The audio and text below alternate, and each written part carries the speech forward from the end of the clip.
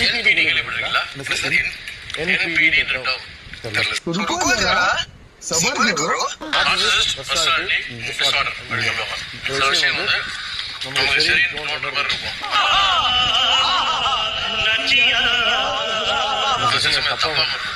அதை ஒரு செக் பண்ணிக்கோ.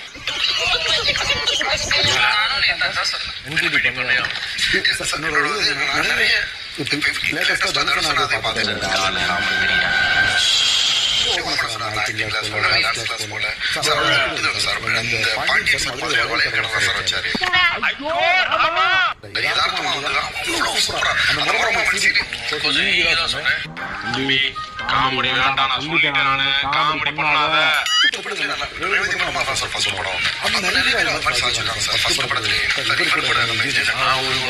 நீங்க